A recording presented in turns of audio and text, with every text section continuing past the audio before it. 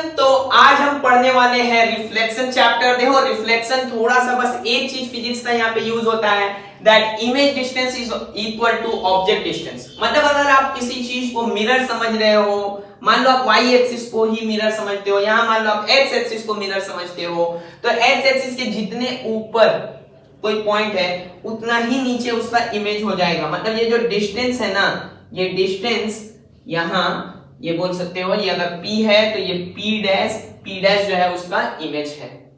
ठीक है, एक और तरीके से मान लो ये एक्स एक्सिस वाई एक्सिस नहीं भी समझो, तो जिस लाइन को आप मिरर समझ रहे हो ना, जिस लाइन को आप मिरर समझ रहे हो, पॉइंट और पॉइंट का इमेज उस लाइन का परपेंडिकुलर बाइसेक्टर होता है। ठीक है, मतलब यहाँ 90 डिग्री और ये बाइसेक्ट भी करता है, परपेंडिकुलर बाइसेक्टर। ये कॉन्सेप्ट पता रखना, क्योंकि स्ट्रेट लाइन में ये कॉन्सेप्ट यूज होगा। अभी देखो, अब स्टैंडर्ड तीन चीज के लिए पहले समझ लेते हैं कि अगर एक्स एक्सिस मिरर हुआ तो क्या होगा, वाई एक्सिस मिरर हुआ तो क्या होगा, ओरिजिन मिरर हुआ तो क्या होगा। रिफ्लेक्टेड इन एक्स एक्सिस मतलब मिरर की तरह एक्स एक्सिस काम करेगा। अब समझो कोई चीज जितना ऊपर उतना नीचे हो जाए तो हम क्या समझेंगे, ऑर्डिनेट का साइन चेंज कर देंगे।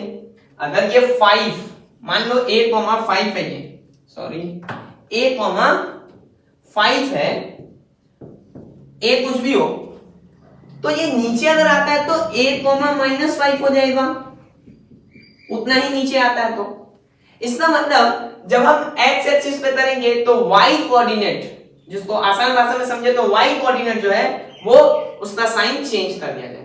अगर y पे होता है तो x का साइन चेंज किया जाएगा, और ओरिजिन पे हुआ तो दोनों का चेंज कर दिया जाएगा। इसका मतलब write down the image of the coordinate of the image of the point 3,-2 when reflected in x axis. तो यहां पे ले लेते हैं image of the point reflected in x axis is the point, क्या रिफ्लेक्ट, अच्छा पॉइंट कौन सा पॉइंट था ये 3,-2, तो x एक्सिस पे रिफ्लेक्ट हुआ है, यानी y वाले का साइन चेंज हो जाएगा, यानी इसका साइन चेंज हुआ और ये हो गया -2 से +2। प्लस लिखने की जरूरत होता नहीं है, सीधा 2। ठीक है, अब तो ये 3,2 हो गया when reflected in x axis. Same चीज यही लिखोगे इन y एक्सिस। ठीक है, image of the point 3,-2 reflected in y axis. अब क्या होगा, इस पॉइंट में x कोऑर्डिनेट का साइन चेंज हो जाएगा, यानी ये हो जाएगा इज -3,-2। y कोऑर्डिनेट मतलब कि ऑर्डिनेट का कुछ भी साइन चेंज नहीं होगा जब ये y एक्सिस पे रिफ्लेक्ट करेगा। And image of the point 3,-2 reflected in origin, तो क्या होगा, ओरिजिन पे हुआ तो यानी दोनों का साइन चेंज हो जाएगा, और दोनों का साइन चेंज होना मतलब क्या, -3,2। ठीक है, ओरिजिन इज द पॉइंट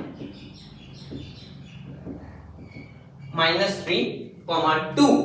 समझ में आया बात? तो इस तरह से बस सिंपल सा चीज याद रखो, x एक्सिस पे हुआ तो y कोऑर्डिनेट चेंज करोगे साइन, y पे हुआ तो x चेंज करोगे, और ओरिजिन पे हुआ तो दोनों चेंज करोगे। अब चलो नेक्स्ट क्वेश्चन। तो अब ये क्वेश्चन देख लेते हैं, द पॉइंट 4,-7, P पॉइंट है 4,-7 on reflection in x axis is mapped onto P dash and reflection in y axis mapped onto P double dash. तो दो ऐसा मैपिंग हो रहा है, इसके बाद दोनों का कोऑर्डिनेट पूछा है, और पूछा है write down the single transformation. तो आज एक ट्रिक भी बता दूंगा मैं कि सिंगल ट्रांसफॉर्मेशन देखते बता दोगे कि सिंगल ट्रांसफॉर्मेशन कैसे होने वाला है, क्या होने वाला है सिंगल ट्रांसफॉर्मेशन, वो ट्रिक। पहले तो इसको देख लेते हैं। तो ये 4 कॉमा माइनस 7 है। अच्छा, कभी भी कोऑर्डिनेट ज्योमेट्री में ना अगर पॉइंट्स को प्लॉट करोगे तो और ज्यादा समझ में आएगा। मतलब कि अगर मान लो यहां पर इसको तुम छोटा सा एक एक्सिस बना लो, रफ डायग्राम, ठीक है, रफ डायग्राम बनाओ, और 4 कॉमा माइनस 7 पॉइंट कहां पे हो जाएगा, 1 2 3 4 ऐसा समझो, 1 2 3 4 5 6 7, तो 4 कॉमा माइनस 7, ठीक है। अब बोला है रिफ्लेक्शन इन एक्स एक्सिस, तो भाई रिफ्लेक्शन इन एक्स एक्सिस होने का मतलब क्या हो गया, रिफ्लेक्शन इन एक्स एक्सिस मतलब y चेंज होगा, यानी ये इधर पे ही 4,7 होने वाला है ना, ठीक है। तो p डैश का कोऑर्डिनेट क्या हो गया, p डैश हो गया 4,7। अब पूरा जो लास्ट क्वेश्चन में जैसे लिखा गया था वैसे ही लिखोगे, ठीक है, ये reflection under the x axis. दूसरा, then p dash on reflection in y axis mapped onto p double dash। अब जो है ये p था तो ये p dash हुआ, अब y एक्सिस पे होने वाला है, y एक्सिस पे होगा यानी x कोऑर्डिनेट चेंज करेंगे, एब्सिसा चेंज करेंगे, मतलब एब्सिसा का साइन चेंज करेंगे। तो यहां से एब्सिसा का साइन चेंज हुआ तो क्या हो गया, ये -4,7, थोड़ा इस तरफ रखते हैं, 1 2 3 4 समझने के लिए बस ये -4,7 p डबल डैश। तो p डबल डैश का कोऑर्डिनेट फिर लिखने के लिए लास्ट क्वेश्चन में जो तरीका बताया गया वैसे लिखोगे -4,7। अब जरा ध्यान दो, जो ओरिजिनल पॉइंट p था, p जो था उससे p डबल डैश कैसे आ सकते हैं, -4,7 है और ये 4,-7 था, यानी दोनों का साइन चेंज हो गया है, यानी इसका सिंगल ट्रांसफॉर्मेशन जो है, सिंगल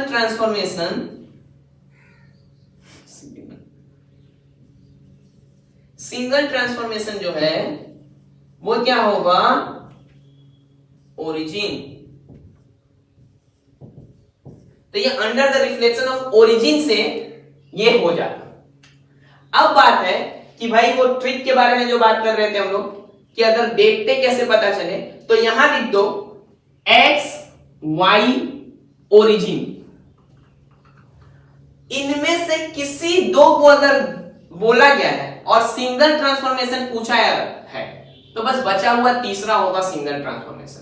मतलब एक पॉइंट है P, ठीक है, एक पॉइंट था P, यहां रखते हैं, ये x एक्सिस पे जाने से P डैश बना और y एक्सिस पे जाने से फिर P डैश बना, P डबल डैश बना, तो ये डायरेक्ट यहां से जब ओरिजिन पे जाता ना तो P डबल डैश बन जाता।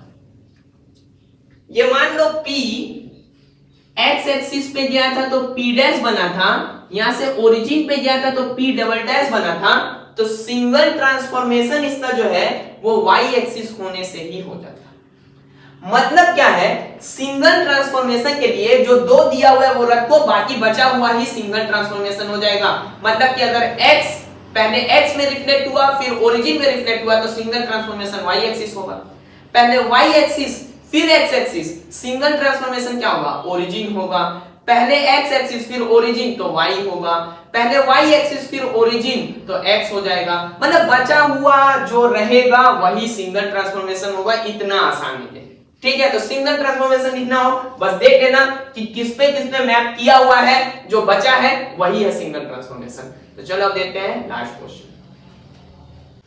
तो अब ये चलो लास्ट क्वेश्चन देख लेते हैं। Points A and B have coordinates 2,5 and 0,3, find the image A dash of A under the reflection X axis. ये वाला टाइप तो देख चुके हम लोग, बट ये यहां पे नया चीज आया, the image of B dash of B, the image B dash of B under reflection in the line A dash, ठीक है। तो यहां पर ड्रॉ करेंगे तो पिक्चर अच्छा से समझ में आ जाएगा कि बोलना क्या चाह रहा है, ठीक है।